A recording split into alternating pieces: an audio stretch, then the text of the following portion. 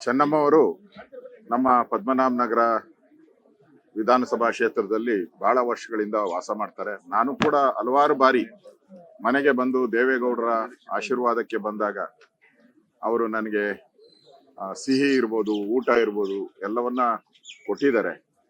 So ಒಂಥರ ತಾಯಿ ರೀತಿ ಯಾರೇ ಬರ್ಲಿ, ಯಾವುದೇ ಪಕ್ಷದವ್ರು ಬಂದು ಕೂಡ ಒಂಥರ ತಾಯಿ ರೀತಿ ಅವರನ್ನ ಸತ್ಕರಿಸುವಂತ ಮನೋಭಾವ ಮತ್ತು ದೇವೇಗೌಡರಿಗೆ ಸದಾ ಬೆನ್ನೆಲುಬಾಗಿ ಪ್ರಧಾನಮಂತ್ರಿಯಾಗಿ, ಮುಖ್ಯಮಂತ್ರಿಯಾಗಿ, ಮಕ್ಕಳು ಮುಖ್ಯಮಂತ್ರಿ ಆಗಿದ್ರು ಕೂಡ ಅವರು ಒಂದ್ ಕಿಂಚತ್ತೂ ಕೂಡ ಅಹಂ ಇಲ್ಲದೆ ನಡ್ಕೊಂಡಂತ ಒಬ್ಬ ತಾಯಿ.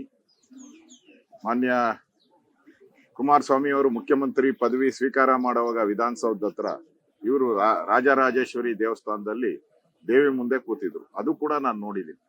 ಅದರಿಂದ ಒಂದು ದೈವ ಭಕ್ತ ತಾಯಿಯಾಗಿ ಇಡೀ ನಾಡಿನ ಯಾರೇ ಹೋದ್ರು ಕೂಡ ಅನ್ನದಾತೆಯಾಗಿ ಕೆಲಸ ಮಾಡಿದ್ದಾರೆ.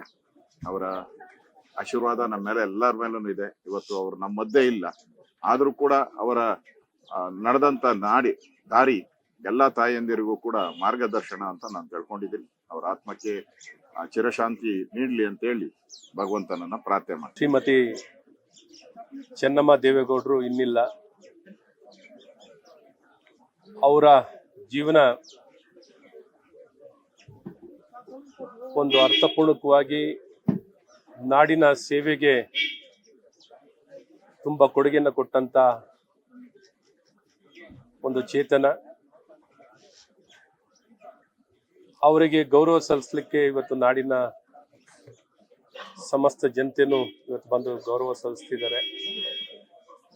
ಅವರ ಜೀವಮಾನ ಕಾಲದಲ್ಲಿ ಎಲ್ಲ ರೀತಿ ಸವಾಲನ್ನ ಕರ್ನಾಟಕದಲ್ಲಿ ಅವ್ರು ನೋಡಿರುವಂಥದ್ದಿದೆ. ದೇವೇಗೌಡರಿಗೆ ನಮ್ಮ ಹಿರಿಯ ನಾಯಕರಾಗಿ ಮಾಜಿ ಪ್ರಧಾನಮಂತ್ರಿಗಳು, ಮಾಜಿ ಮುಖ್ಯಮಂತ್ರಿಗಳು ಕರ್ನಾಟಕದ ಸರ್ವಾಂಗೀಣ ಅಭಿವೃದ್ಧಿಗಾಗಿ ಅವಿರತವಾಗಿ ದುಡಿದಂತ ದೇವೇಗೌಡರಿಗೆ ಹೆಗಲಿಗೆ ಹೆಗಲನ್ನ ಕೊಟ್ಟು ಎಲ್ಲ ಕಷ್ಟ ಸುಖ ಎಲ್ಲ ಹೋರಾಟದಲ್ಲಿ ಹೆಗಲನ್ನ ಕೊಟ್ಟು ಜೊತೆಗೂಡಿ ಈ ನಾಡಿನಲ್ಲಿ ಅವರ ಸೇವೆಯನ್ನು ಕೊಟ್ಟಿದ್ದಾರೆ. ಅವ್ರು ಇನ್ನಿಲ್ಲ. ಅವರ ಆತ್ಮಕ್ಕೆ ಮತ್ತು ಅವರ ಇಡೀ ಕುಟುಂಬಕ್ಕೆ ಅವರ ನಷ್ಟವನ್ನು ಭರಿಸುವಂತ ಶಕ್ತಿ ಆ ಕುಟುಂಬಕ್ಕೆ ದೇವರು ದಯಪಾಲಿಸಲಿ. ಮತ್ತು ಅವರ ಕೊಡುಗೆನ ಎಂದೆಂದೂ ನಾವು ನಾಡಿನ ಜನತೆ ಯಾವಾಗಲೂ ಸ್ಮರಿಸ್ಕೋತೀವಿ.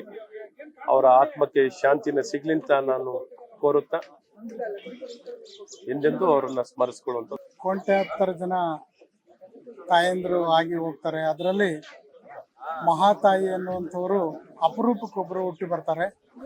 ಅಂತ ಒಬ್ಬ ಮಹಾತಾಯಿಯವರು ನಮ್ಮ ನಡುವೆ ಬಂದು ಇವತ್ತು ನಮ್ಮಿಂದ ಭೌತಿಕವಾಗಿ ದೂರ ಹೋಗಿದ್ದಾರೆ.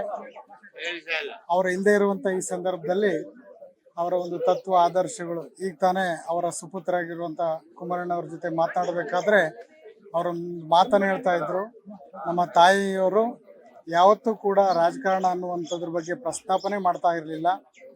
ದೇವರು ದಿಂಡರು ಪೂಜೆ ಪುನಸ್ಕಾರ ಅಷ್ಟೇ ಮಾತಾಡ್ತಿದ್ರು. ಮತ್ತೆ ಮನೆಗೆ ಯಾರೇ ಬಂದರೂ ಕೂಡ ಅವರನ್ನ ಅಂತರವನ್ನು ನೋಡದೆ ಪ್ರತಿಯೊಬ್ಬರು ಕೂಡ ಪ್ರಸಾದ, ಕಾಫಿ, ನೀರು ಇತ್ಯಾದಿಯಾಗಿ ನೋಡ್ಕೊಳ್ತಾ ಇದ್ರು. ಅಂತ ಒಬ್ಬ ಮಹಾತಾಯಿ ನಮ್ಮ ಜೊತೆಗೆ ಇಲ್ದಿರುವಂಥದ್ದು ಬಹಳ ತುಂಬಾ ದುಃಖದ ಸಂಗತಿ. ದೇವೇಗೌಡರು ಮತ್ತು ಅವರ ಕುಟುಂಬ ವರ್ಗ ಇವತ್ತು ರಾಷ್ಟ್ರ ಮಟ್ಟದಕ್ಕೆ ಎತ್ತರಕ್ಕೇರಲಿಕ್ಕೆ ಆ ಮಹಾತಾಯಿಯ ಕೊಡುಗೆ ಬಹಳ ದೊಡ್ಡದು ಅಂತ ಹೇಳೋದಕ್ಕೆ ಈ ಸಂದರ್ಭದಲ್ಲಿ ಹೇಳ್ಬೇಕಾಗುತ್ತೆ.